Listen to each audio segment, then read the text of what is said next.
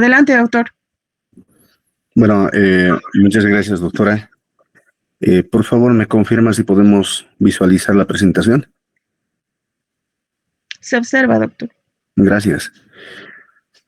Bueno, muy buenas noches, doctora. Muchas gracias por la presentación. Asimismo, también a todos los colegas.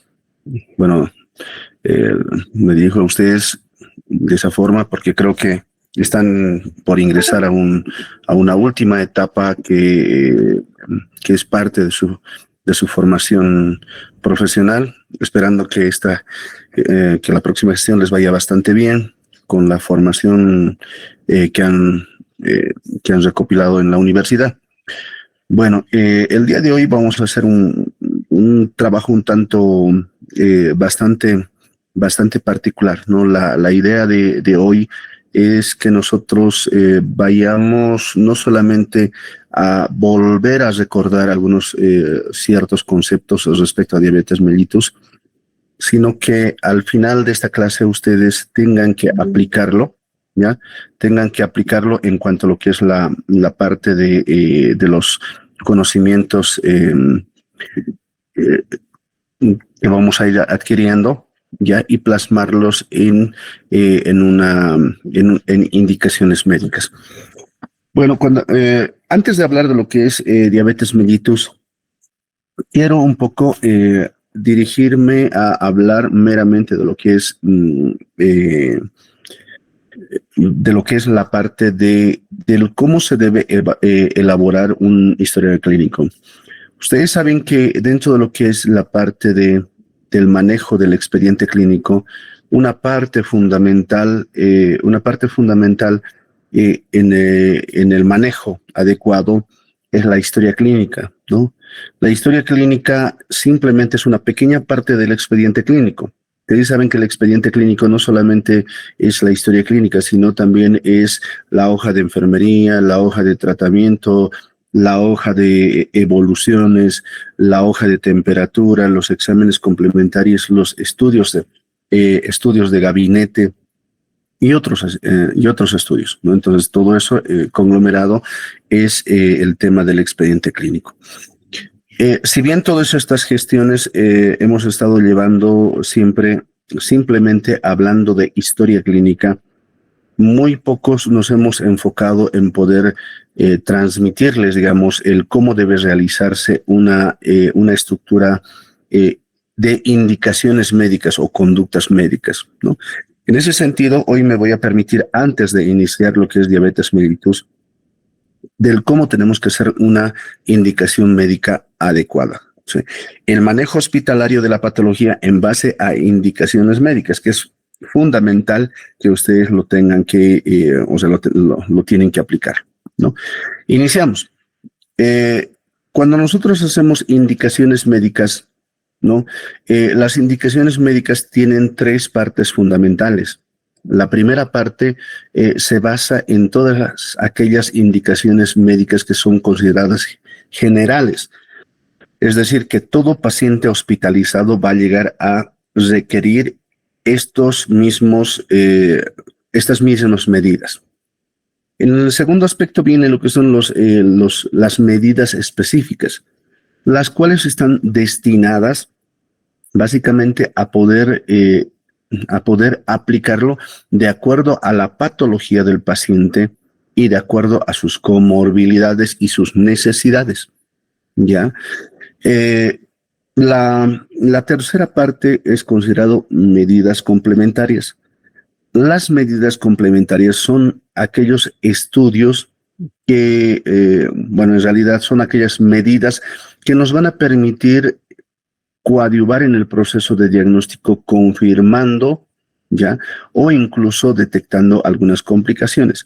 Y esto lo vamos a realizar a través de exámenes complementarios, exámenes de gabinete o exámenes especiales. Y esto lo vamos a ir describiendo paso a paso. Entonces, en una primera parte tenemos, como les decía, las medidas generales, ¿no? Una vez que llevemos el tema, al final de esta clase tenemos un pequeño caso clínico que ustedes quisiera que lo vayan adoptando, ¿ya? Y en la medida de sus posibilidades, hasta mañana, hasta mediodía, podamos, digamos, realizar una medida general, la cual podamos revisar y poder hacer alguna crítica constructiva, ¿no? Esto con el fin de un poco ya introducirlos hacia el cómo tienen que hacer su manejo del paciente, porque ya de pronto ustedes ya no son simplemente, no son médicos que van a ir a hacer su rotación, sino que van a empezar a hacer manejos. Entonces, las medidas generales, en primer lugar, el punto 1 es la conducta a realizar en el paciente, ¿no? Obviamente, lo primero que voy a poner es que si mi paciente necesita una conducta ambulatoria, necesita que lo observemos o necesita internación inmediata, ¿no ve? Por ejemplo, si tenemos un paciente con cuadro febril, con dolor de garganta y tos sin expectoración, obviamente este paciente, la alta probabilidad de que sea una faringitis o una laringitis es alta. Por lo tanto, el manejo es meramente ambulatorio.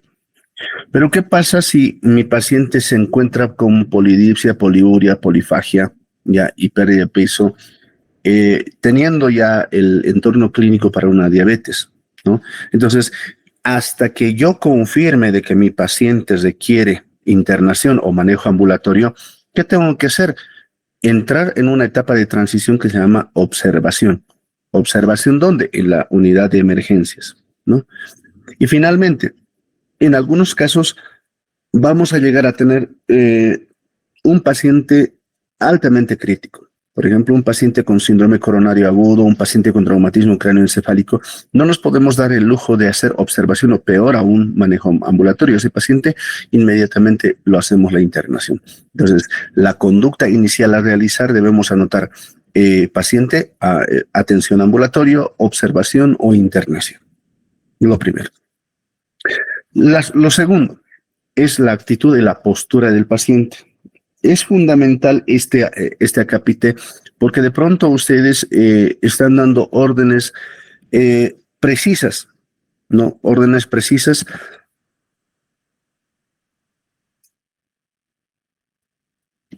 al personal de enfermería y por lo tanto, cuando ustedes hablan de actitud y postura, estamos hablando específicamente del cómo va a estar el paciente. Primero, colocan en decúbito dorsal si es activo o pasivo. Si hablamos activo, eso significa que el paciente puede moverse por sí solo. Pero si colocamos pasivo, entonces debemos colocar si es con movilización asistida o con cambios de postura periódicos, ¿no? Ahora, en algunos casos incluso podemos colocar posiciones especiales. Por ejemplo, la postura en semi-Fowler en los pacientes con insuficiencia cardíaca congestiva. Esto debido a que el paciente siempre va a tener una tendencia a estar a la ortopnea, ¿no? En pacientes con shock hipovolémico, tenemos que colocar en una posición en Trendelenburg. Esto con el fin de producir un retorno venoso adecuado, ¿no? Entonces, acá vamos a colocar estos aspectos. Tercero, la dieta. La dieta es fundamental porque muchas veces no a todos les vamos a dar dieta. Eso no significa que colocar dieta, no significa que a todos les vamos a dar que comer. Por ejemplo, un paciente con traumatismo cráneoencefálico o un paciente con abdomen agudo quirúrgico bien establecido, obviamente su dieta va a ser NPO, nada por vía oral. A diferencia de un paciente, por ejemplo, posoperado con dolor abdominal, podemos iniciar incluso hasta de una dieta líquida, una dieta blanda, una dieta corriente incluso, ¿no? Pero entonces en este punto la dieta va en función a la patología que ustedes están viendo, ¿no? A un paciente, por ejemplo, con pancreatitis aguda, no podemos darle nada por la boca. Entonces colocamos nada por vía oral, ¿no? Pero sin embargo, a un paciente con infección de vías urinarias, podemos darle, digamos, la dieta blanda a tolerancia, ¿no? Luego tenemos lo que es el control de signos vitales. Cuando hablamos de control de signos vitales, ustedes tienen que colocar la periodicidad con la que van a administrar, con la que van a controlar los signos vitales. Puede ser control de signos vitales cada 4 horas, cada 6 horas, y si es cada 8 horas, directamente colocan control de signos vitales por turno, ¿no? Pero sin embargo, en algunos pacientes críticos, como pacientes con arritmias, pacientes con cuadros de shock hipovolémico o traumatismo cráneoencefálico, el control debe ser con monitorización continua, ¿no? Entonces, eso es una medida que vamos a ir colocando. En quinto lugar, hablamos de lo que es la administración o no de oxígeno, ¿no? No todos los casos requiere administrar oxígeno. La oxigenoterapia no es una medida de indicación absoluta en todos los pacientes. Estos tienen indicaciones precisas. Cuando nosotros usemos lo que es el oxígeno, es importante reconocer cuántos litros vamos a administrar y por qué dispositivos.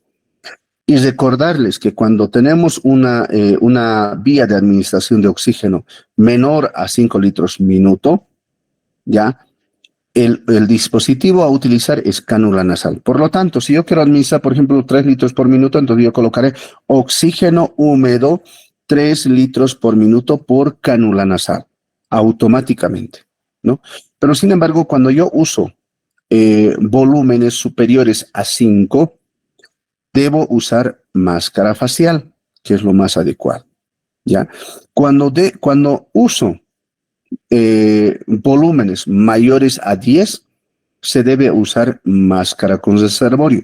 Principalmente la máscara con reservorio se utiliza en pacientes donde llega a tener una hiperventilación excesiva, y esto obviamente va a producir un fenómeno de pérdida excesiva de dióxido de carbono, y obviamente el paciente va a entrar en un estado de alcalosis respiratoria. Al usar la máscara con reservorio, proporcionamos un oxígeno y el retorno a través de la bolsa reservorio, la aspiración del dióxido de carbono, y de esa forma hacemos una concentración mayor en el torrente circulatorio para que mejore, digamos, el estado de alcalinicidad, ¿no? Entonces, en esos casos nosotros elegimos. Entonces, no se olviden siempre, si es menor, cánula nasal; si es mayor a 5, máscara facial; si es mayor a 10, usamos máscara con reservorio, ¿ya? Posteriormente vamos a hablar de lo que es la venoclisis, la aplicación de la venoclisis, ¿no? Cuando hablamos de venoclisis, debemos especificarnos principalmente en determinar qué solución le voy a administrar, cuál va a ser el volumen que voy a administrar y el tiempo en el que le voy a administrar. Estos son tres aspectos que debo expresarlos. Les doy un ejemplo. Por ejemplo, ¿qué solución? Coloco solución fisiológico. ¿Cuánto será el volumen? 1000 ml. El tiempo para 6 horas. Entonces, simplemente yo coloco venoclisis, solución fisiológico 1000 ml para 6 horas. Incluso colocar, digamos, posteriormente, colocar zinc lactato 1000 ml para otros 6 horas. Solución dextrosa, otros 1000 para otras 6 horas. Entonces, para 24 horas, incluso ir entre los 4000 a 3, entre los 3000 a 4000 ml, dependiendo la cantidad de volumen o el manejo de líquidos que necesitemos, ¿no? Entonces, esa es la forma, esa es la primera parte que debemos ir aplicando en cuanto a lo que son las medidas generales. Siempre con esta estructura.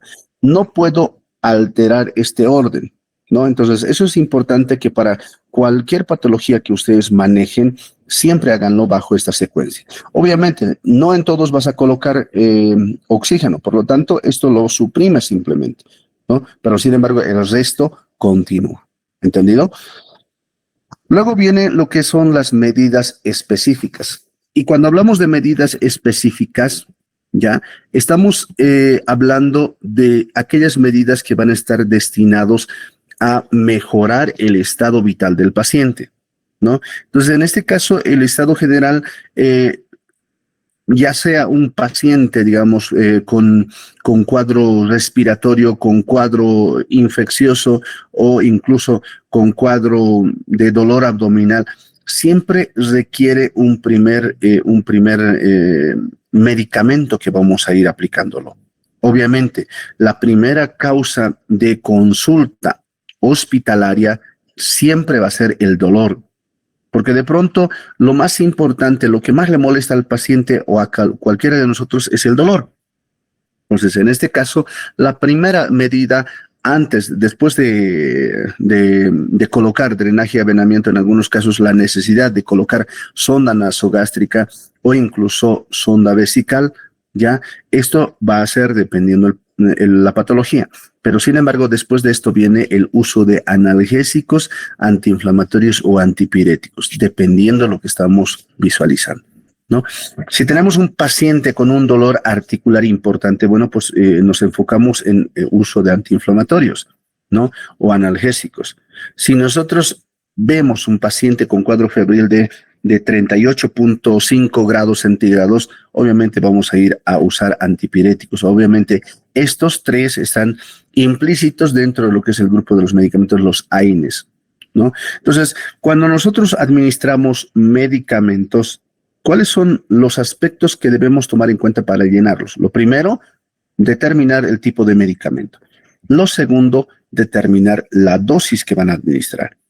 Lo tercero, determinar la vía por la cual ustedes van a administrar. Y cuarto, el intervalo, ¿ya? Entonces, cuando nosotros hacemos el intervalo, es decir, cada 24 horas, cada 8 horas, cada 12 horas, cada 6 horas o cada 4 horas, ¿ya?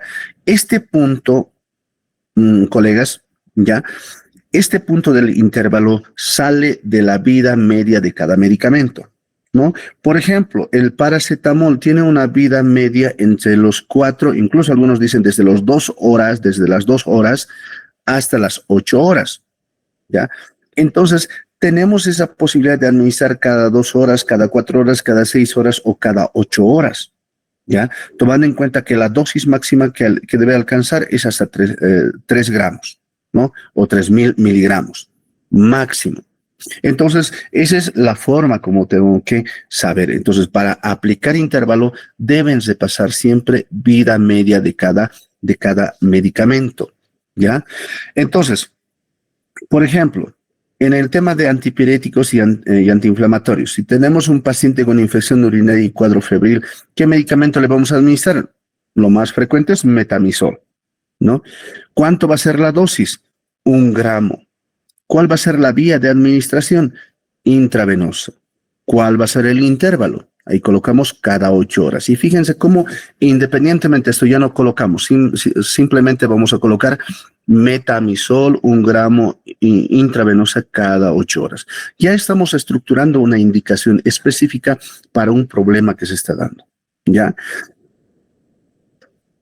La indicación número 9 está enfocada en lo que es protección gástrica, ¿ya? Y cuando hablamos de protección gástrica, colegas, es importante que todo paciente que sea internado o todo paciente que se encuentre en observación deben realizar una protección gástrica, principalmente los pacientes que van a ser internados. ¿Por qué? Porque sencillamente todo evento de internación conlleva a un proceso de estrés psicológico, ¿no? Y como ustedes saben, un mecanismo agresivo del síndrome ulceroso péptico, ya, o de un mecanismo agresivo de la mucosa gastrointestinal, es el estrés y los AINES.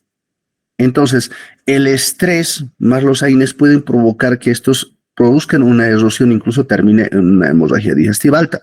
Por lo tanto, es importante hacer la protección gástrica.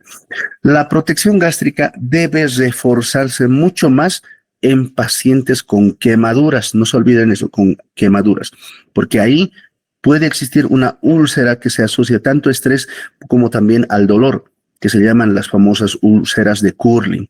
En este caso, siempre debemos usar lo que son los protectores gástricos a altas dosis, entre 40 hasta 80 miligramos de omeprazol. Entonces ahí, tomando en cuenta el parámetro que hemos mencionado, medicamento, dosis, vía e intervalo, ¿qué medicamento vamos a colocar? Omeprazol. ¿Cuánto va a ser la dosis? 40 miligramos. ¿Cuál va a ser la vía? Endovenoso. ¿Y cuál va a ser el intervalo? Cada 24 horas, ¿no? Entonces, esa es la forma. Posteriormente, ya hablamos de lo que son otros medicamentos, ya podemos hablar desde los antibióticos, ya en este caso puedo colocar, por ejemplo, ceftriaxona, dosis 1 gramo, vía endovenoso, intervalo cada 8 horas, ¿no? O sencillamente entre los medicamentos especiales hacer referencia, por ejemplo, a medicamentos que simplemente lo vamos a usar en determinadas patologías, ¿no? Por ejemplo, si estamos hablando de un paciente con tromboembolismo pulmonar, ¿qué voy a colocar? Enoxaparina, ¿no? Enoxaparina, ¿cuánto va a ser? Hablamos de 80 unidades internacionales, ahí con una corrección, ¿no? ¿Cuál va a ser la vía? Vía subcutánea. ¿Cada cuánto? Cada 24 horas, o incluso en algunos casos 40 unidades internacionales cada 12 horas. ¿No? Entonces, vamos alternando. En un paciente con síndrome coronario agudo, ¿qué es lo primero que vamos a administrar? Aspirina, ¿no? Ácido acetil salicílico, ¿cuánto es la dosis? 300 miligramos, 3 tabletas. ¿Por qué vía? Vía oral. ¿Cuándo? En este caso, la administración, cuando se usa el término ya, o sea, que le administran inmediatamente, se habla del término STAT, S-T-A-T, ¿no? STAT, que significa ya, que deben administrarlo inmediatamente, ¿no? Entonces, estas son las medidas específicas que nosotros vamos a ir aplicando. Luego vienen las medidas complementarias, y cuando hablamos de medidas complementarias, nosotros vamos a referirnos primero a lo que son a los laboratorios, ¿no? A los exámenes complementarios. Los laboratorios básicos que en todo paciente debemos realizar siempre es el hemograma, glicemia, creatinina, urea y examen general de orina. Y obviamente, dependiendo de cada patología, nosotros agregaremos, por ejemplo, en un paciente con ictericia o un cuadro ictérico obstructivo, agregaremos pues coagulograma más perfil hepático, en este caso bilirrubinas directas, indirectas, transaminasas, fosfatasa alcalina y el tiempo de protrombina, incluso la GGT, ¿no? Entonces, si estamos hablando, por ejemplo, de un paciente con síndrome coronario agudo, a estos agregamos PCR-Bs y lo que es coagulograma, gasometría arterial e incluso agregamos lo que es la parte de enzimas cardíacas, troponinas y CPKMB. Ahí tienen que ir jugando, colegas, ¿ya? La indicación número 12 hablamos de los estudios imagenológicos, dependiendo lo que tengan enfrente. Por ejemplo, si tengo un paciente con traumatismo cráneoencefálico, ¿qué pediré? Una tomografía simple de cráneo, ¿no? Si tengo un paciente, por ejemplo, con cuadro de accesos de tos con expectoración, ¿qué voy a pedir? Una radiografía PA de tórax para ver el pulmón y las lesiones que van a llegar a producir una probable neumonía. Si yo tengo un paciente con cuadro de dolor abdominal, ya un abdomen agudo quirúrgico, ¿qué voy a pedirle? En una ecografía de rastreo abdominal o incluso una tomografía ya abdominal. Entonces, esa es la forma como debo dar indicaciones. 13. Otras pruebas o estudios especiales. En este caso puedo hablar, por ejemplo, lo que frecuentemente pedimos en condiciones quirúrgicas, abajo colocarlo, electrocardiograma STAT, hacerlo ya, ¿no? Luego, las interconsultas. Una vez realizado todos los estudios previos, ustedes colocan las interconsultas que requiera el paciente, ¿no? Por ejemplo, si estamos ante un paciente con síndrome coronario agudo o un paciente, peor aún, lo que vamos a llevar hoy lo que es una cetoacidosis diabética, ¿no? Obviamente, la primera indicación va a ser, no tanto así, irme a la evaluación por endocrinología, porque endocrinología simplemente va a ser el manejo general de todo lo que es la patología, pero el que va a ser el soporte vital, porque cuando vemos un paciente con cetoacidosis diabética con parámetros de severidad, incluyendo con cuadros de falla renal o falla multiorgánica o cuadros de desequilibrio hidroelectrolítico, debemos primero optar por el soporte vital. En este caso hablamos por terapia intensiva. Y subsecuentemente agregamos por control por endocrinología, ¿no? Entonces, esa es la forma como tienen que ir estructurando.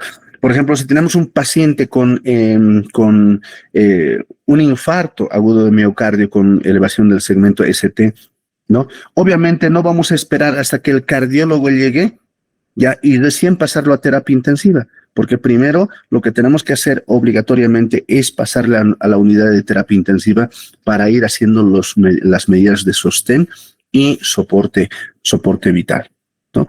Y obviamente el cardiólogo, si estamos en una condición de emergencias, vendrá, evaluará y realizará el manejo definitivo, ¿no? Eso es la interconsulta. Y finalmente lo que vamos a concluir es con comunicar cambios, ¿no? Ese término es fundamental y eso algunos de ustedes, los que han podido votar conmigo, por ejemplo, en emergencias, siempre les digo, ¿no? Comunicar cambios es esencial porque de pronto el paciente ya puede llegar a sufrir múltiples cambios durante su internación.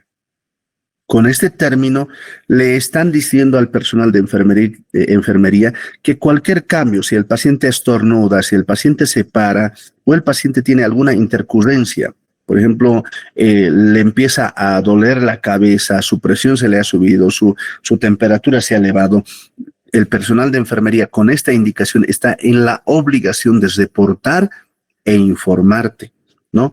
Porque si no pones esto, obviamente dejas algo suelto, ¿no? Entonces, con fines legales, muchachos, siempre coloquen esto, ¿no? Ya sea en el ámbito hospitalario o cuando se enfrenten en el ámbito del servicio rural obligatorio que hagan. ¿Está bien? Entonces, estas son las indicaciones y la secuencia que tienen que ir siguiendo. ¿Está bien? Bueno, ahora, específicamente nos vamos a lo que es diabetes. Haciendo esa pequeña introducción, al final de esta clase, al final de esta diapositiva, y le voy a pedir por favor a la doctora, les pueda subir al grupo para que lo puedan resolver, porque al final se encuentra un caso clínico que ustedes lo tienen que analizar, donde se encuentra con todos los datos clínicos y los estudios laboratoriales para que puedan aplicar, ¿ya? Entonces, al hablar de diabetes mellitus, hablamos de una enfermedad crónica que se va a caracterizar por los niveles elevados de glucosa en sangre, ¿no? Lo cual se considera una hiperglucemia. Habitualmente, la diabetes se puede llegar a presentar por dos situaciones, ¿no? Y en este caso, por ejemplo, es una de dos. Si esta es la célula, ¿no? Y obviamente la glucosa tiene que ingresar al interior de la célula, ¿ya? En estos puntos se encuentran los receptores GLUT, donde tiene que accionar lo que es la insulina, ¿no?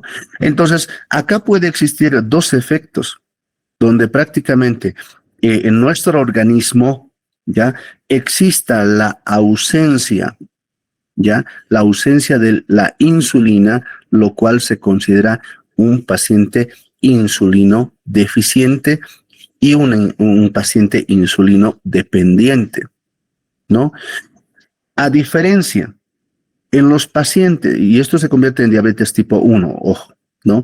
Pero ¿qué pasa en algunos casos cuando la célula es rodeada por otra capa lipídica, ¿ya?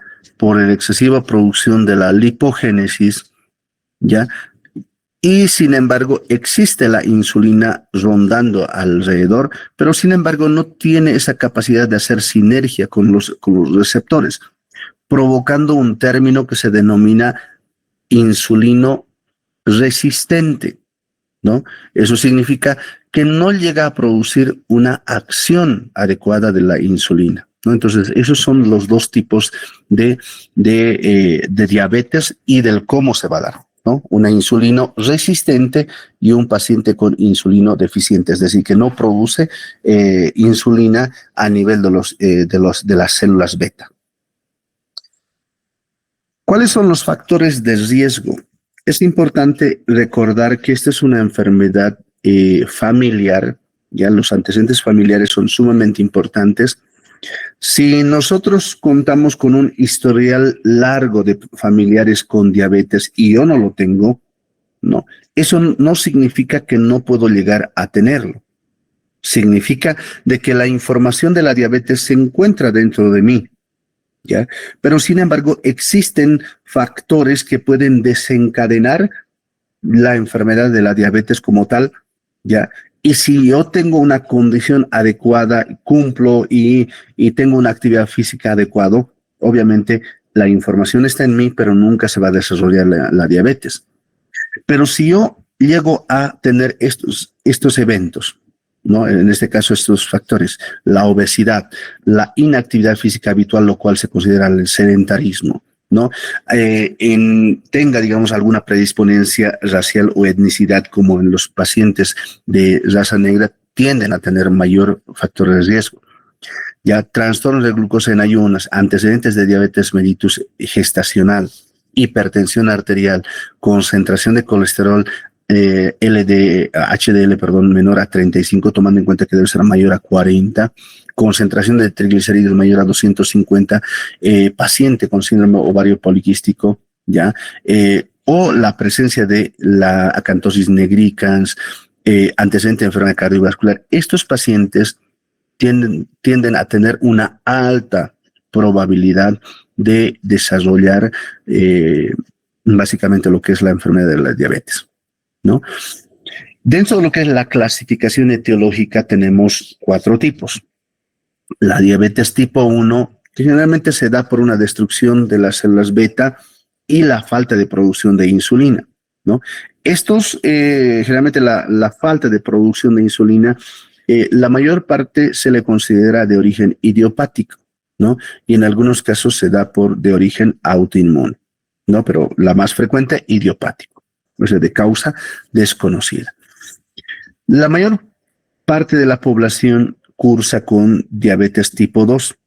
Y esto generalmente se debe a esta función fundamentalmente. Si bien puede darse por una hiposecreción de la insulina, pero el principal factor fisiopatológico que desencadena la diabetes tipo 2 es la resistencia a la insulina, lo que les decía. Luego tenemos la diabetes gestacional, que generalmente es una falta de tolerancia a la glucosa ya en etapa gestacional. Y otros tipos de diabetes. Cuando hablamos de otros tipos de diabetes, esta clasificación puede darse en diabetes, por ejemplo, en diabetes en adultos jóvenes, la cual se denomina la de tipo MODY, pero principalmente las diabetes de otras causas está implicado a enfermedades propiamente relacionadas con con algunas glándulas endocrinas, ¿no? Por ejemplo, hablar de un hipertiroidismo que obviamente va a provocar una elevación sustancial del azúcar, ¿no? Al hablar, por ejemplo, de feocromocitoma, que es la producción de catecolaminas en forma indiscriminada por las células neoplásicas en las células enterocromafines, ¿no? Obviamente eso va a provocar también una elevación, ¿no? En los pacientes con Cushing, de igual forma, por la excesiva producción de cortisol, llega a producir esto. En los pacientes con pancreatitis aguda, la destrucción excesiva del tejido pancreático va a repercutir sobre los islotes de Langerhans y obviamente esto sobre las células beta, produciendo una destrucción de las células beta y obviamente esto va a provocar disminución de producción de insulina. Y esto se considera otros tipos de diabetes. Esta clasificación puede ser reversible, sí, hasta cierto punto. Cuando resolvemos el problema de origen, el azúcar se compensa, ¿ya? Entonces no se olviden eso, ¿ya? ¿Cuál es el cuadro clínico? habitualmente hablamos de las cuatro P's de la diabetes, ¿no? O sea, en este caso, siempre empezamos con lo que es la poliuria, ¿no? La poliuria por el incremento de la osmolaridad, ¿no? Y esto va a provocar una pérdida, una deshidratación celular y a la vez una extravasación del líquido hacia el espacio intersticial y hacia el espacio intravascular, produciendo, digamos, un aumento de la frecuencia de la filtración glomerular y obviamente desencadenando lo que es la poliuria. Al llegar a producir una deshidratación celular, el paciente va a llegar a tener un efecto al cual se le denomina polidipsia. Pues primero es poliuria, luego es polidipsia, ¿no? Pero sin embargo, algunos preguntarán, ¿pero por qué existe aumento del apetito? ¿No? ¿Por qué? Porque sencillamente al no producir el ingreso al no producir el ingreso del azúcar al interior de la célula misma manda una información al momento, aquí necesito alimentos, necesito carbohidratos para subir mi nivel de azúcar y producir ATPs. Entonces, ¿qué genera? Hambre, ¿no? Entonces, ahí hablamos de lo que es el aumento de apetito. ¿Por qué pérdida de peso? Porque al no ingresar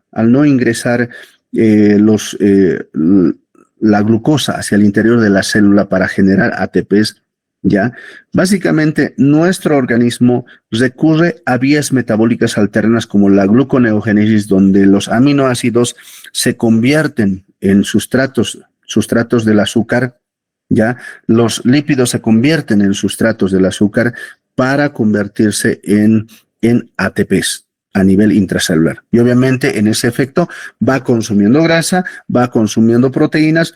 Al consumir proteínas, obviamente incluso puede disminuir la masa muscular, ¿no? Entonces ahí tenemos la pérdida de peso. Estos son los 4 más importantes, ¿no? Y en alguna bibliografía, por ejemplo, incluso se habla del prurito como un 5º elemento, ¿no?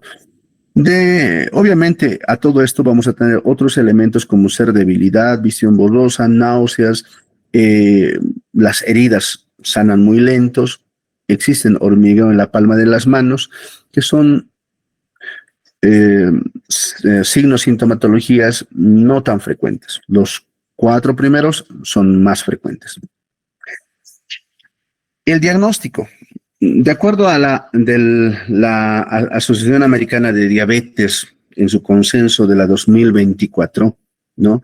Se habla de eventos donde vamos a ir catalogándolo al paciente, si es un paciente con un rango normal o es un paciente con un cuadro de glicemia considerado en un estado de prediabetes, ¿no?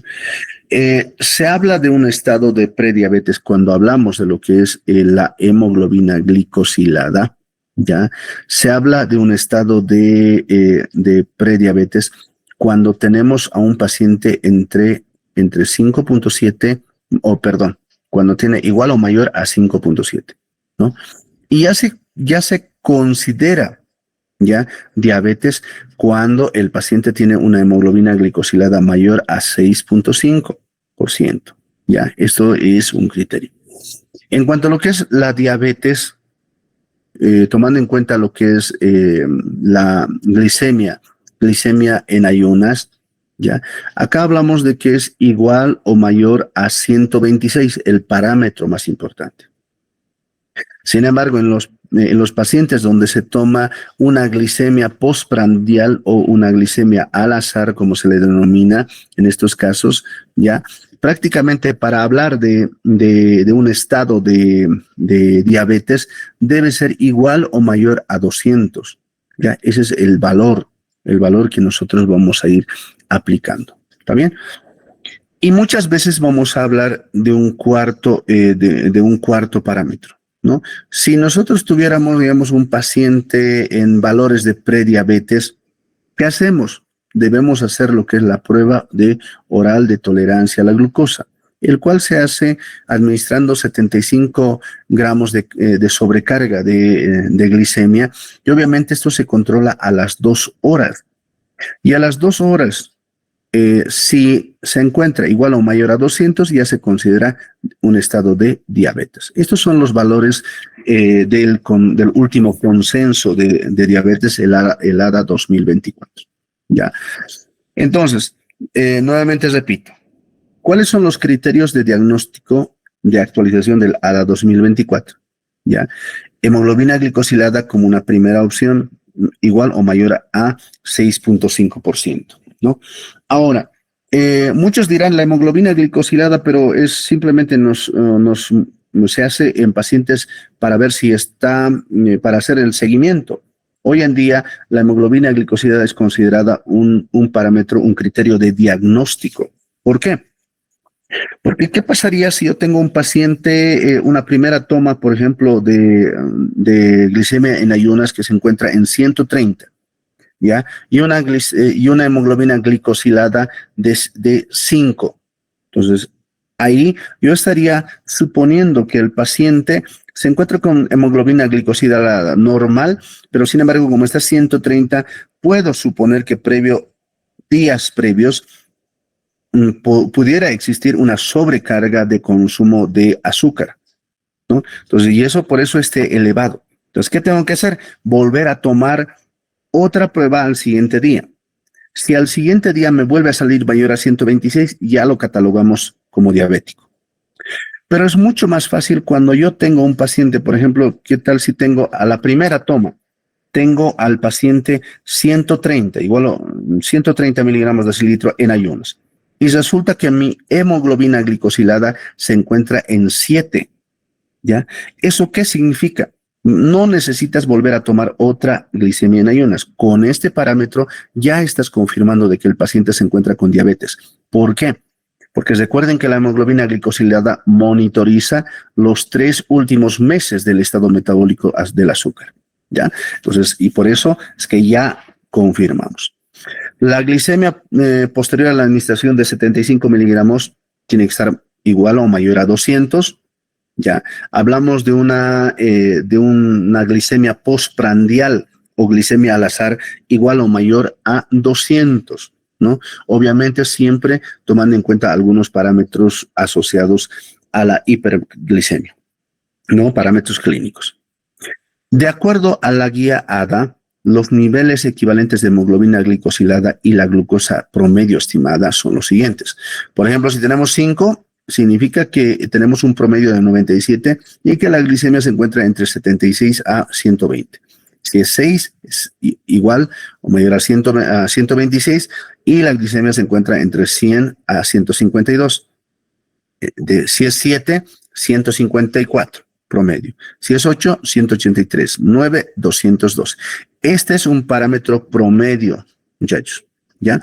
Y esto son los rangos de niveles que puede llegar a presentar. Es decir, por ejemplo, si yo encuentro un paciente con 11 de hemoglobina glicosilada, el paciente puede llegar a ser que esté entre 217 a 214, ¿ya? Y un término medio, un promedio de 269. A eso se refiere, ¿ya? Entonces, estos son un equivalente. En algunos casos, por ejemplo, simplemente controlan hemoglobina glicosilada y, bueno, ustedes sacan el parámetro. ¿Está bien?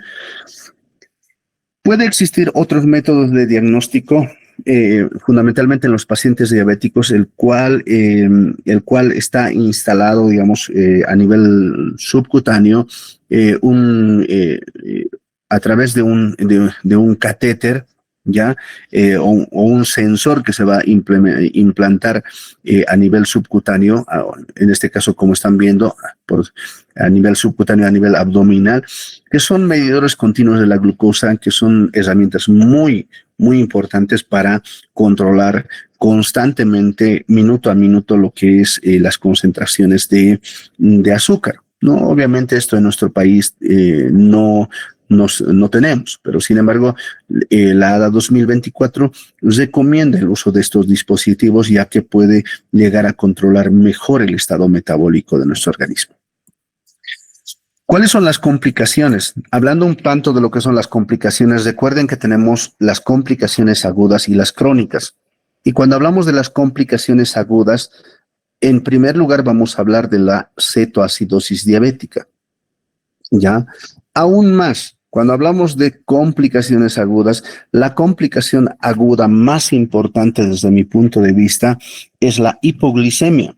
En un paciente diabético, la hipoglicemia termina siendo sumamente considerada una emergencia médica, porque de pronto nosotros en el área de emergencias decimos más vale un paciente con hiperglicemia que hipoglicemia, ¿no? Es decir, un paciente hipoglicémico puede llegar a hacerles fácilmente una depresión neurológica, pueden estar en un estado de confusión, delirium, incluso pueden estar en un estado de coma y hacer una parada cardiorrespiratoria.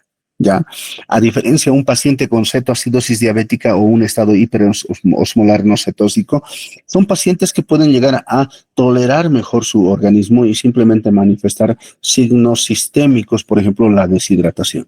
Entonces, principalmente considero de que debemos, si tenemos un paciente con hipoglicemia, lo primero que tenemos que hacer es administrar glucosa, ¿no? En este caso, recuerden que en hipoglicemia hablamos de la famosa triada de Whipple, ¿no? La triada de Whipple consiste y nos dice primero hipoglicemia, una glicemia menor a 50, ya, que es el primer parámetro. Segundo parámetro, hablamos de paciente con síntomas neuroglucopénicos. ¿Qué significa? Paciente con un estado neurológico alterado, confusión, estupor, un paciente somnoliento o estupor, ¿ya? Y lo más importante, la piel fría y húmeda, lo que hablamos de diaforética, una piel, el paciente llega a presentar sudoración fría. Le tocan al paciente, está confuso y está con sudoración fría, ténganlo en cuenta que es un paciente, ya es un paciente con hipoglicemia. ¿Y qué tienen que hacer? Inmediatamente administrar azúcar, glucosa, ¿no? Si están en el ámbito, por ejemplo, en sus aulas, en otro lugar, darle lo que generalmente tiene mayor concentración de azúcar. Chocolate, Coca-Cola, dulces, refresco, darle algo que se puede metabolizar rápidamente. Y ténganlo por seguro que por arte de magia el paciente va a recuperar y va a restablecerse rápidamente, ¿no? Y ahí va el tercer criterio de la triada de Whipple. Entonces, primero hemos dicho hipoglicemia. Segundo son los síntomas neuroglucopénicos. Y tercer elemento, que el paciente se restablece rápidamente tras la administración de glucosa. Estos tres conforman la triada de Whipple, ¿no? Entonces, una hipoglicemia se debe tener mayor cuidado porque ese tipo de pacientes pueden complicarse en cualquier momento. La otra es la cetoacidosis diabética. La cetoacidosis diabética es un estado donde nuestro organismo, ¿no? Al no absorber lo que es la glucosa y metabolizarlo, nuestro organismo empieza a liberar cuerpos cetónicos, en especial lo que es el beta hidroxibutirato, la acetona y el acetoacetato, que son los tres cuerpos cetónicos que van a llegar a producir nuestro organismo, ¿no? Estos cuerpos cetónicos van a llegar a producir un estado de acidosis metabólica en nuestro organismo, ¿no? Entonces, ¿cuáles son los criterios clínicos para diagnosticar cetoacidosis diabética o cuáles son las manifestaciones clínicas? Náuseas, ¿ya? Y dolor abdominal. Muchos dirán, ¿por qué dolor abdominal? Debido a la absorción de tejido graso a nivel gastrointestinal. Y esto va a provocar un dolor abdominal particular que va a simular a un paciente con abdomen agudo quirúrgico. La mayor parte de los pacientes con cetoacidosis diabética vienen con dolor abdominal. Entonces, esto se debe a eso, ¿ya? Sed, poliuria, disnea, taquicardia y un aspecto importante, la respiración de Kussmaul. La respiración de Kussmaul ya se caracteriza por una respiración bien particular, donde el paciente tiene una inspiración prolongada, ¿no? Prolongada y una expiración brusca, ¿no? En forma de dientes de sierra. prolongada, una inspiración prolongada, una expiración brusca, ¿no? Esa es la respiración acidótica de Kussmaul, ¿no? Otro aspecto que va a ir implicando en el tema de lo que es la cetoacidosis diabética, obviamente el paciente va a llegar a tener un aliento cetónico, ¿ya? Un aliento a olor a manzana, dicen algunos, ¿no? Y el paciente llega a estar en un grado de letargo o incluso estupor, ¿ya? ¿Cuáles son, ¿Cuáles son los criterios laboratoriales en la cetoacidosis diabética? Los criterios laboratoriales vamos a hablar de una glicemia igual o mayor a 250 miligramos decilitro, ya, primer parámetro. Segundo parámetro, que el paciente se encuentra con un estado de acidosis metabólica con anion gap elevado, ¿no? Ese es el segundo parámetro. Tercer parámetro, que el paciente llega a tener cetonemia o cetonuria, ¿no? Que es fundamental en el diagnóstico, ¿ya? Entonces, esos son los criterios de diagnóstico laboratoriales. Les vuelvo a repetir, glicemia igual o mayor a 250, ¿ya? La presencia de una acidosis metabólica con anion gap elevado, ¿ya? La presencia de cetonemia o cetonuria, ¿ya?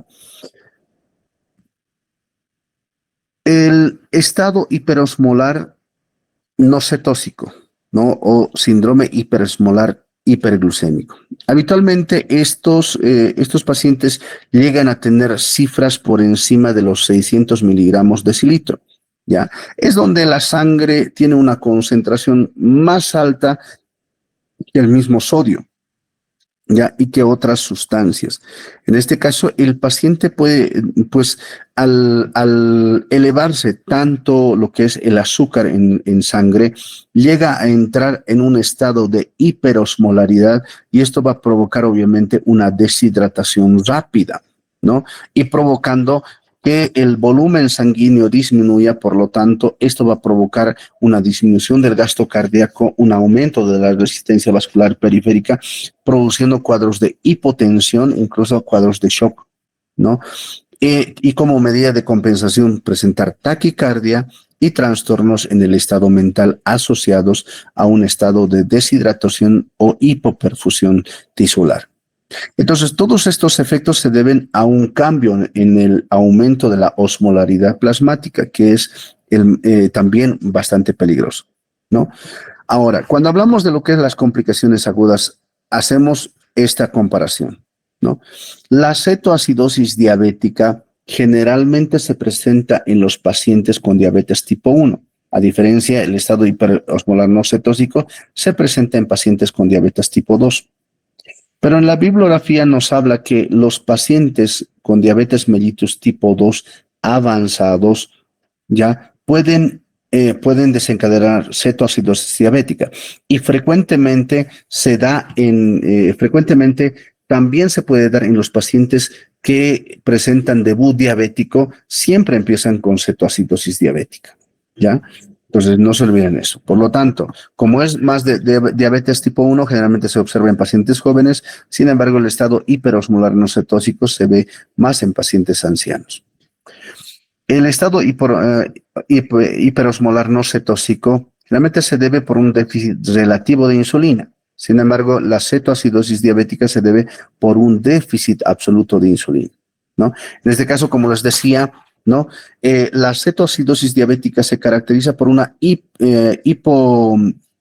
hiperglucemia, perdón, una hiperglucemia que va a estar igual o mayor a 250, una acidosis metabólica con anion gap elevado, ese es el punto, anion gap elevado, porque un anion gap normal generalmente es de origen gastrointestinal.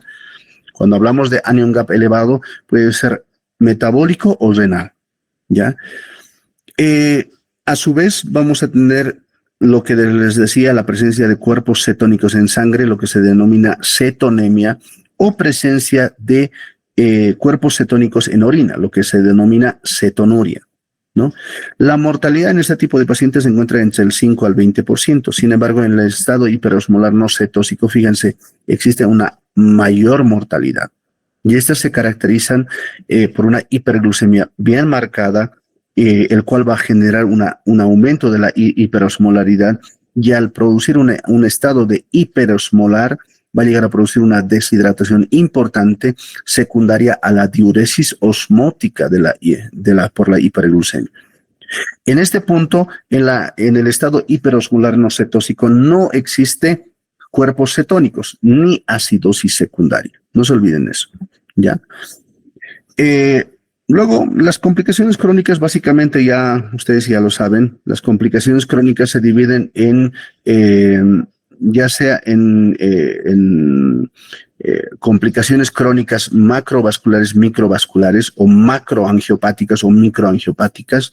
En este caso vamos a hablar de lo que son las macroangiopáticas, las cuales se caracterizan por un parámetro bien importante, que es la aterosclerosis.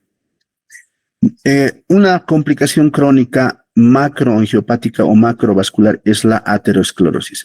Y esta aterosclerosis va a desencadenar eventos como ser la cardiopatía isquémica, las arteriopatías periféricas, la enfermedad cerebrovascular y la estenosis arterial renal y aneurisma de aorta. Pero esto generalmente es secundario a un proceso, a una aterosclerosis, que es una complicación crónica macroangiopática, ¿no? Sin embargo, las microvasculares o microangiopáticas son aquellas que van a afectar pequeñas arterias o pequeños vasos sanguíneos que van a irrigar estructuras anatómicas muy funcionales. En este caso, puede afectar tanto al ojo, provocándonos una retinopatía diabética, ¿no? Esta retinopatía diabética puede llegar a ser no proliferativa o proliferativa. ¿Y esto en qué consiste? Que en la no proliferativa generalmente se van a dar por microhemorragias en cuanto a lo que es la retina, y esto va a provocar una disminución de la agudeza visual, y obviamente el paciente puede llegar a terminar incluso en ceguera. En la nefropatía diabética llega a producir una rigidez en lo que son en las arterias eferentes y obviamente esto va a provocar una disminución del filtrado glomerular y a la larga producir una disfunción en el filtrado glomerular y generar lo que es una insuficiencia renal, ¿no? Una insuficiencia renal que puede terminar en un estado de insuficiencia renal crónica, incluso es considerado la primera causa de producción de pacientes en hemodiálisis, ¿no? Es decir, que el paciente, ¿cuál es la causa más frecuente de que el paciente llegue a hemodiálisis? Realmente son las enfermedades renales secundarias a diabetes, ¿ya? Luego tenemos la neuropatía diabética. La neuropatía diabética no es más que la pérdida de sensibilidad ya periférica, principalmente en miembros inferiores. La neuropatía diabética más lo que les hablaba de la complicación crónica macroangiopática, que se refiere a las arteriopatías periféricas, ¿ya? Esta combinación se va a traducir en una forma mixta, ¿no? Ya sea una neuropatía diabética debido a que no llega a producir una adecuada sensibilidad, el paciente al usar un zapato muy apreto o bien algún golpe accidental que se da, ¿no? No va a llegar a sentirlo, ¿no? Y esa lesión abierta y debido a la arteriopatía periférica producida por la aterosclerosis, no va a llegar a producir un flujo sanguíneo adecuado y obviamente esto va a producir una disminución del flujo sanguíneo periférico, produciendo una lesión ulcerosa, luego inclusive llegar a lo que es a la necrosis, ¿no? Al cual se le conoce como el famoso pie diabético, que es una forma mixta de arteriopatía periférica asociado a neuropatía diabética, ¿no? El pie diabética tiene diferentes tipos de escalas para traducirlos. Tenemos la escala de Wagner, la escala de Texas y la escala de St. Eliot, ¿no? Habitualmente en nuestro país se utiliza lo que es la escala de Wagner, ¿no? Hablamos, por ejemplo, de una escala de Wagner cuando un 0 cuando no tiene ninguna lesión. Una escala de Wagner 1, las úlceras son superficiales. Una escala de 2, úlceras profundas que pueden llegar incluso hasta ligamentos y afectar el músculo, ¿ya? Y estas llegar a infectarse. Unas úlceras profundas, es una escala de Wagner 3, ya asociada a un absceso. En este caso, incluso puede asociarse a la existencia de una osteomielitis, es decir, que ya está empezando a afectar el hueso como tal. Un Wagner 4 es una gangrena limitada, donde prácticamente el tejido superficial se encuentra necrótico, ya que va desde los dedos al talón y la planta, ¿no? Y finalmente hablamos de una gangrena extensa que puede afectar todo el pie, ¿no? E incluso en algunos casos hablar de una necrosis seca que no termina siendo una emergencia quirúrgica. Entonces, no se olviden que la más frecuentemente utilizada es la escala de Wagner, ¿ya? Otras complicaciones agudas, realmente no vasculares, puede darse lo que son las gastroparesias o diarreas, ya en el tubo digestivo. Un paciente con diabetes puede llegar a tener cuadros de diarreas recurrentes, por si acaso, y eso no significa de que sea un cuadro infeccioso. Podemos llegar a tener cuadros, alteraciones, trastornos no vasculares como ser geniturinarias, produciendo uropatías o incluso hasta la disfunción sexual. Lesiones dermatológicas similares a estas que parecen asociadas a alergias e incluso infecciosas. ¿Y eso qué significa? Que el azúcar en sangre, el incremento de azúcar en sangre termina siendo un caldo de cultivo para cualquier infección. Por lo tanto, es bien frecuente la proliferación de infecciones en nuestro organismo debido a la alta concentración de glucosa en sangre. Entonces, por lo tanto, sospechan la primera causa, por ejemplo, la primera causa de infección urinaria en los pacientes diabéticos es la concentración excesiva o la filtración glomerular excesiva de azúcar. No se olviden que el umbral de filtración glomerular es igual o menor a 180. Pero sin embargo, cuando en nuestra sangre sobrepasa más de 200, ya empieza a filtrarse ya empieza a filtrarse azúcar a través de la orina.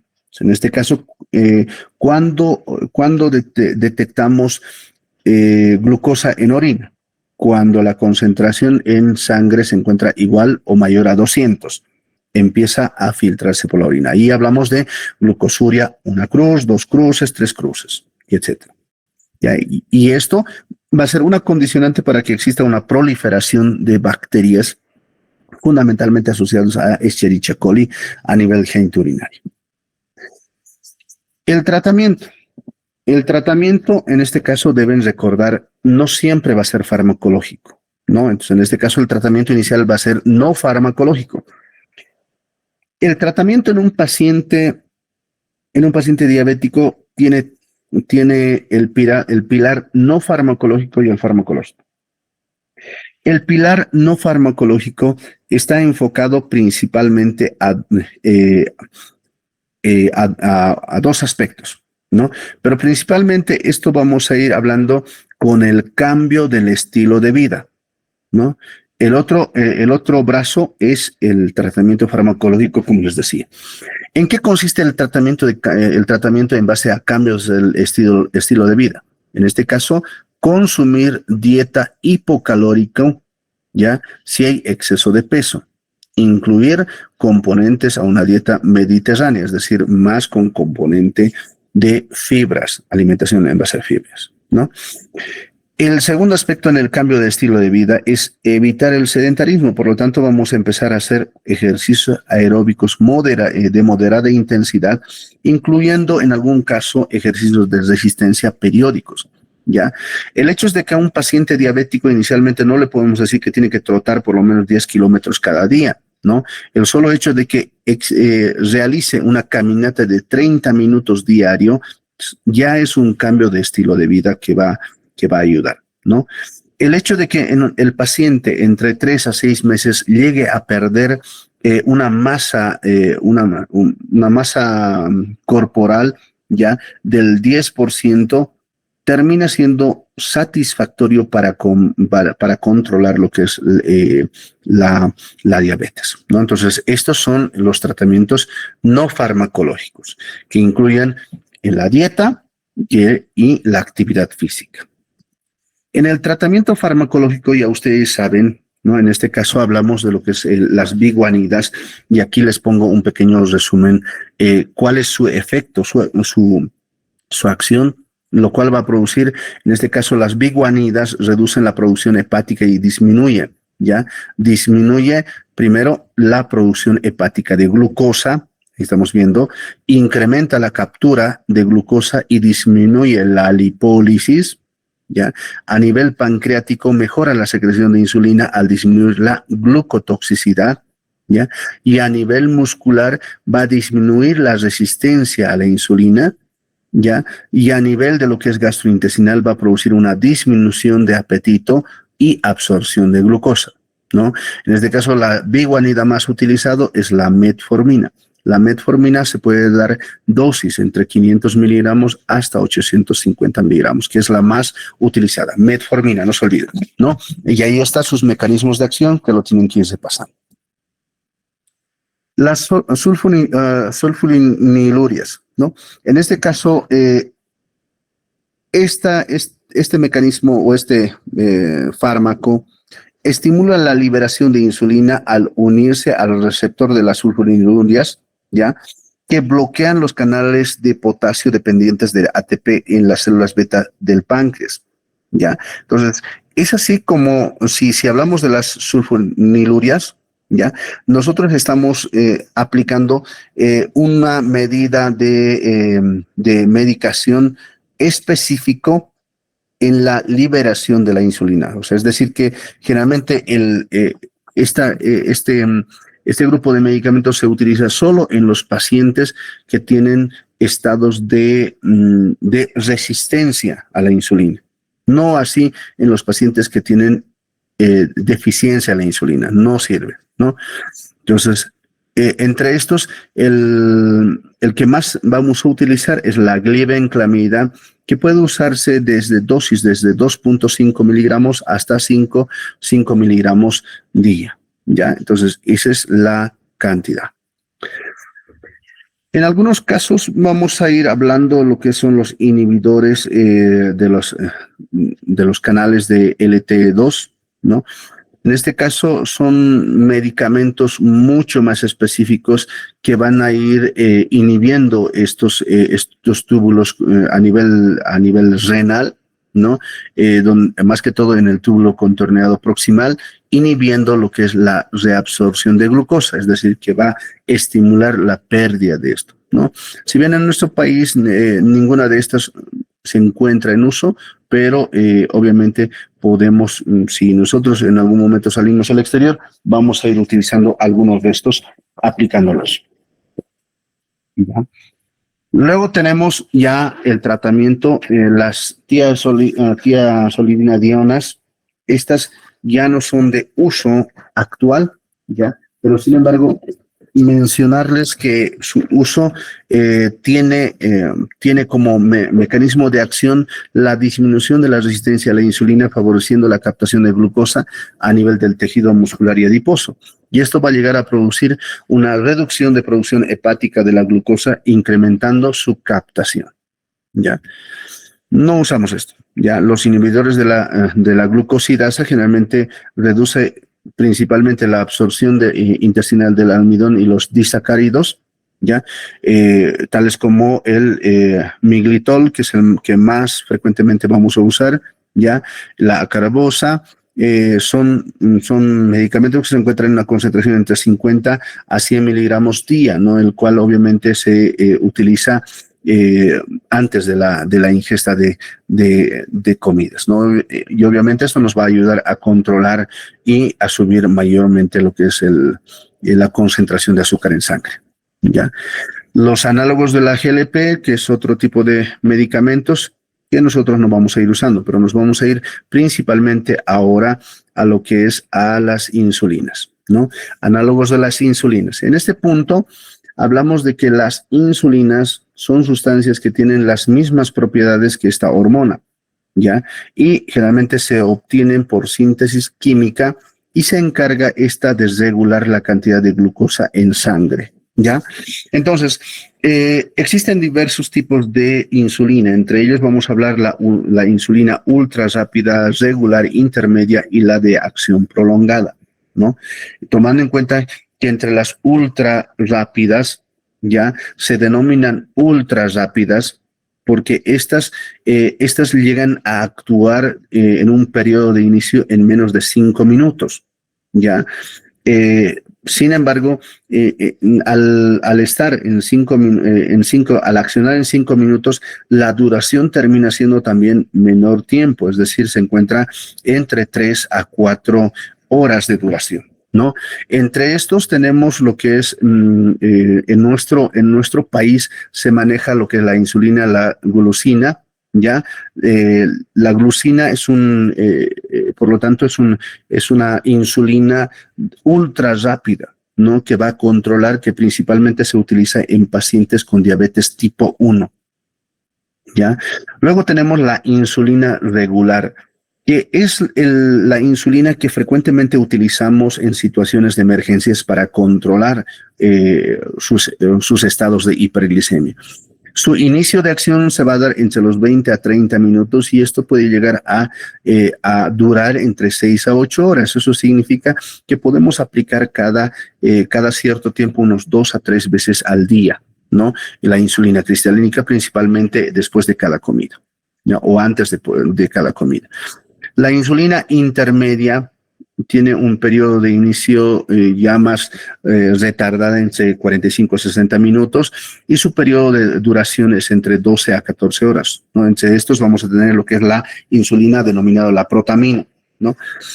Y lo que tenemos, lo que es y también vamos a hablar de, en este punto, la protamina es conocido como la insulina NPH. Entonces nosotros utilizamos estos dos, ¿no? Y tenemos lo que es la insulina de acción prolongada, y en este caso hablamos de lo que es la glargina, ¿no? La glargina tiene un periodo de inicio de su acción entre 1 a 2 horas, pero sin embargo esta tiene una acción mucho más prolongada, que es hasta las 24 horas, es decir, que se puede administrar cada 24 horas. ¿Está bien? Ahí está algunos ejemplos. En este caso, cuando administramos, la dosis que vamos a administrar de acuerdo a kilogramo en peso es de 0,3 a 0,8, de acuerdo al ADA 2024, unidades internacionales por kilogramo en peso. Haciendo el ejemplo, por ejemplo, en un paciente de 70 kilogramos, ¿cuánto de insulina cristalínica vamos a administrarlo? Si hablamos de 0,3 por 70, hablamos de aproximadamente 21. Esto dividido entre 3, vamos a tener 7. Es decir, que vamos a ir aplicándole de esta forma, ¿no? La insulina cristalínica, fíjense, ¿cuánto es su periodo de duración? Es hasta 8 horas. Entonces, en 24 horas podemos administrar 3 dosis, ¿no? Ahí colocamos, por ejemplo, 7 unidades en el predesayuno, 7 desayunos antes del almuerzo y 7 unidades antes de la cena, ¿no? Donde simplemente podemos aplicar en el desayuno y en el almuerzo en algunos casos, pero en casos severos administrar incluso antes de la cena. La NPH. La NPH, recuerden que es una insulina de acción intermedia que puede llegar a durar entre 12 a 14 horas. Por lo tanto, acá podemos administrar aproximadamente 2 veces al día, ¿no? Si vamos con la misma lógica de 0,3 por 70, tenemos 21, y esto lo vamos a dividir entre 3 y colocamos 7. Y habitualmente la insulina NPH, debido a su acción más prolongada, ya se debe colocar en 2/3, se debe colocar antes del desayuno, ¿no?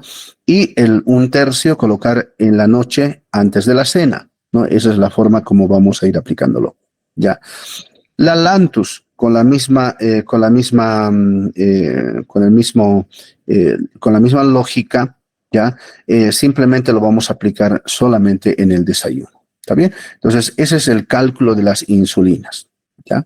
Entonces, acá tenemos algunos ejemplos. Por ejemplo, si tenemos un paciente con una hidratación, con un paciente que necesitamos administrar por vía parenteral entre 1.500 a 2.000 ml de solución fisiológica, ¿cuánto de insulina cristalínica vamos a administrar? Si nosotros hablamos de administrar por vía subcutánea, la insulina cristalínica se puede administrar de 0,1 kilogramo por kilogramo peso por vía subcutánea al momento. Es decir, que si tenemos un paciente de 70 kilos, aproximadamente vamos a llegar a tener 7 unidades. Entonces, esa es la cantidad de insulina que vamos a administrar en el momento. Y esto vamos a ir aplicándolo de acuerdo a una tabla. Acá está, ¿no? Entonces, el esquema móvil de la insulina cristalínica se puede administrar cada 6 horas. No se olviden que habíamos hablado anteriormente, ¿no? De 2 a 6 horas. Entonces, cada 6 horas, tras la administración, se debe cuidar bastante lo que es la glicemia capilar. Cada 6 horas, al administrar una insulina cristalínica constante, se debe medir siempre cada 6 horas, ¿no? Tomar en cuenta que si nosotros tenemos un paciente, ya sea con 300, 400, al usar la insulina cristalínica debemos controlar, y principalmente en todo paciente que tiene una hiperglicemia, jamás debemos bajar antes de las 24 horas menor a 250 miligramos de cilitro, porque de pronto al bajar vamos a llegar a producir un efecto rebote que va a provocar edema cerebral, ¿no? Y eso es un cuadro que debemos tener mucho cuidado. Si nosotros nos percatamos al controlar cada 6 horas su glicemia capilar y nos percatamos de que un paciente a las 8 horas ha disminuido menor a 250, pues debemos administrarlos dextrosa, ¿no? Para volver a subir por encima de 250, esto para evitar esta complicación que es el edema cerebral. Ahora, ¿cuánto colocamos de insulina de acuerdo a la cantidad de glicemia que encontremos? Por ejemplo, si está igual o menor a 180, no se coloca insulina. Pero sin embargo, si tenemos entre 180 a 250, se puede administrar 2 unidades internacionales subcutáneas. Entre 251 a 300, 4 unidades. Entre 300 a 350, 6 unidades. Entre 251 a 400, 8 unidades. Si tenemos mayor a 400, administramos 10 unidades. Estos son recomendaciones de la ADA 2024, por si acaso. Ya es un criterio actualizado. ¿Ya? Entonces, en este caso, es importante un estilo de vida saludable. Es necesario considerar que para una diabetes, para que se pueda evitar, debemos optar todas las medidas saludables, peor aún cuando tenemos un factor de riesgo familiar o hereditario. ¿Está bien? Bueno, con eso terminamos, muchachos. En este caso, les estoy dejando este pequeño caso clínico que me gustaría que ustedes lo vayan haciendo con mucho detenimiento. No lo tomen como un examen, más bien tómenlo como una autoevaluación de ustedes, ya, donde tenemos ahí todos sus datos de motivo de consulta, enfermedad actual, sus datos de antecedentes personales patológicos, el examen físico, ya, el examen físico segmentario, sus laboratorios, y finalmente, por favor, pueden hacer en grupos de 10 personas, ya, y generar los diagnósticos probables y realizar el manejo de acuerdo a lo que hemos ido avanzando al inicio, ya. Bueno, muchachos, con eso terminamos la clase que correspondiente, esperando tengan algún tipo de pregunta. Adelante.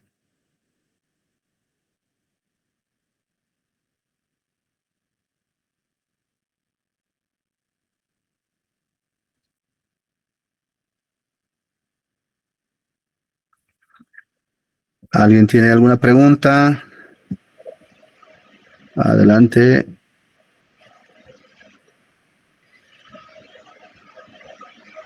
Creo que no hay preguntas, doctor. Perfecto. Bueno, doctor, muchísimas gracias por su excelente ponencia. Esperamos seguir contando con su experiencia profesional en los futuros cursos. Muchísimas gracias, doctor, por el día de hoy, por su excelente ponencia. Gracias, doctor. Bueno, muchas gracias a todos, chicos. Asimismo, también muchas gracias, doctora. Bueno, hasta pronto. Gracias. Hasta pronto, doctor.